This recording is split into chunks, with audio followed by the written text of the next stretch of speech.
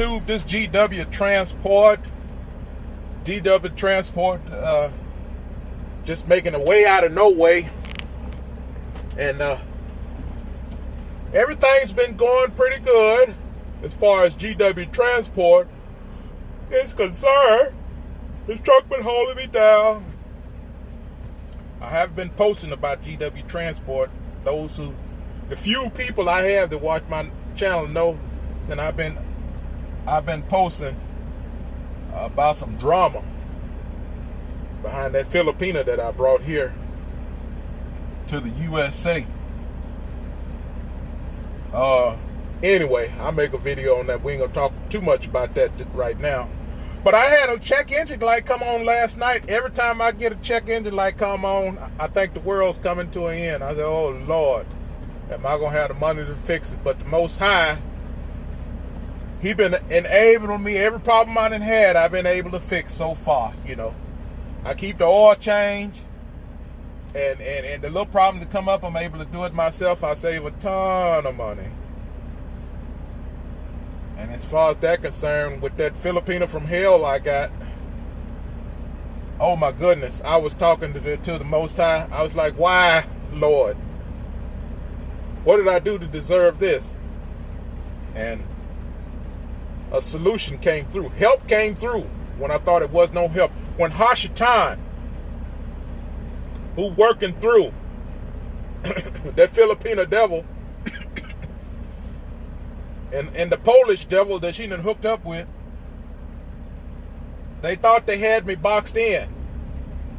They thought they had me boxed in. They would have had me boxed in if Most High wouldn't have put the spirit on some of her friends to give me the 411 so that I'd be able to defend myself and shut them down. So, thank the Lord for that. But I ain't gonna talk no more about that.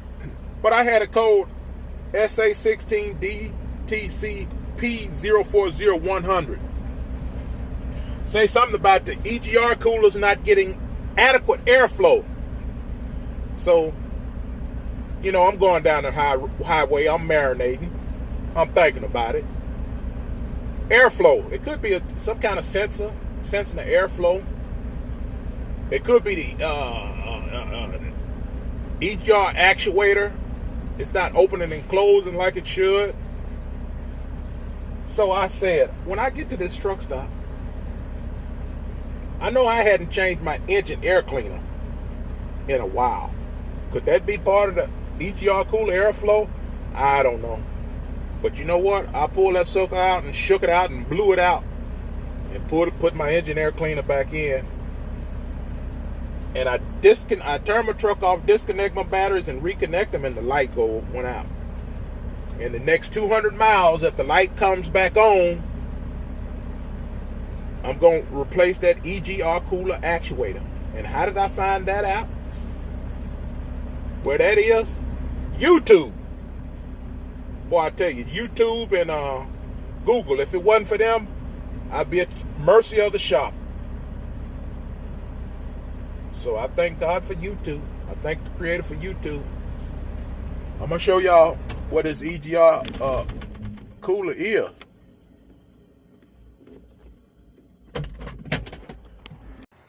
So this is thing getting inadequate airflow. Could be dusty and soot in there.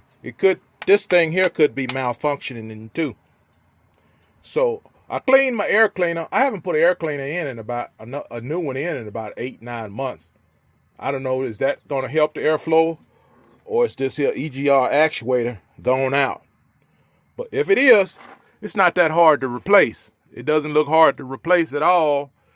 And then when I get back, I'll put another one on. But hopefully that light doesn't come back on, and shit, I don't have to worry about it. I just if the light don't come back on, I'll just buy me a brand new air cleaner. But I'm hoping it don't come back on. It might. Maybe it was just a little glitch in it. You know, it's hot. It's been maybe the EGR is getting old and going out, but it ain't going out yet. So, but shit, I don't know. We'll see. But Yeah, man. We'll see how that go down. We'll see how that goes down, folks. So, everybody out there on that road, you have a problem with your truck. All you have to do, go to your dash, engine codes, check for your engine ECU, vehicle ECU, transmission. Find the code, type it into Google, read through it, and go for the simplest thing that you can fix. And if that don't do it, you have to end up going to the shop.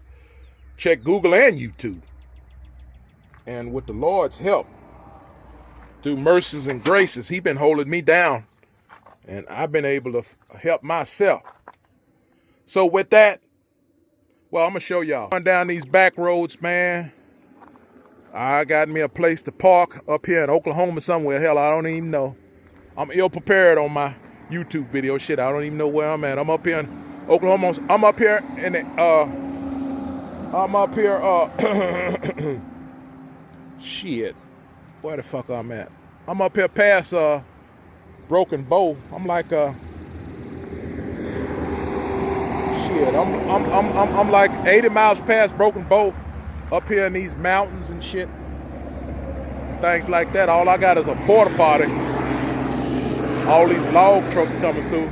I used to run up past Oklahoma and Broken Bow. I used to see it, log trucks turned over and shit. They going too fast round the curves and things like that. You know what I mean? But yeah, you know, log trucks got high center of gravity. So yeah, I got a place to park. I was running out of hours. I got a place to park here. You know, so I'm good to go. Yep. So yeah, man. Yeah, a couple of weeks ago, I was thinking to myself, Creator, what did I do to deserve the situation that I'm in now? And I also said, you know, I told the Creator that, you know, I was led. He led me to go out there and help her and bring her here. So why am I in the situation that I am? And then I was like, because I'm usually able to figure out stuff like this, you know, through the Bible, but this one was kind of perplexing until, you know, I listened to a little Bible and, you know, even the Creator himself regret and repented on things that he did, because he regretted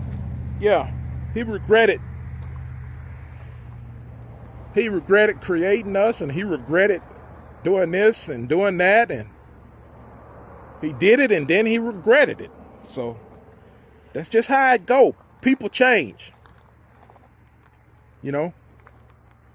And I was listening to a little Bible, and somewhere it said that Saul wanted to kill David because David killed the Goliath, and they say David killed his 10th. The women were singing, saying David's killed 10,000 and Saul killed 1,000. And see, Saul was the king.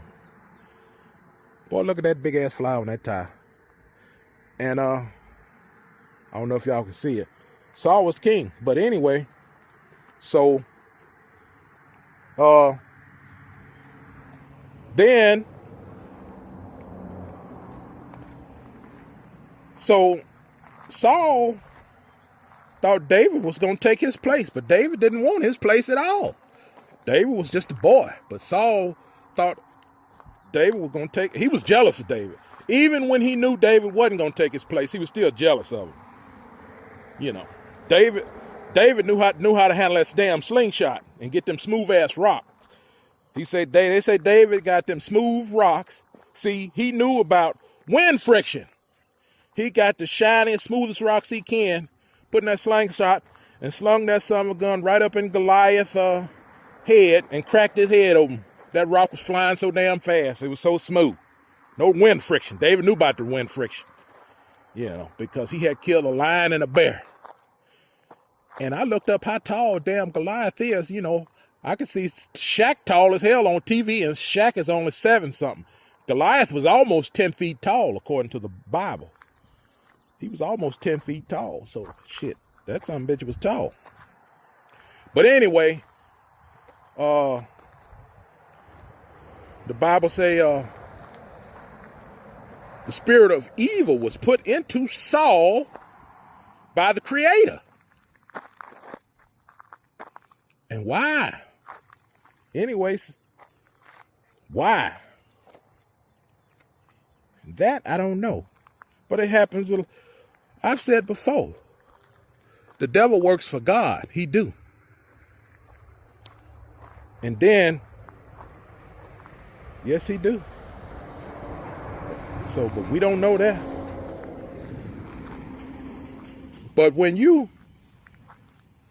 have a friend or you know somebody that claim to be a Christian, but they really satanic, and they might not like you because you're a Christian and you do Christian things that other Christians don't do, like not eating pork and claiming God and not liking symbols and signs that don't align with Christianity. And this other person's Christian and they might not like you because they think you're rolling a little too hard on that Christian shit. But they Christian. So they want to destroy you. You know, maybe they were the devil in the first place. Claiming Christian, praying, but they the devil want to destroy you. Want to leave, want to screw everybody in town, don't know how to act, can't keep their legs closed. Won't just leave. Think they some kind of want to try to destroy you. Oh my goodness. Anyway, I don't know who they think they are, but one thing they is crazy, you know. But anyway, y'all stay prayed up out here on this road.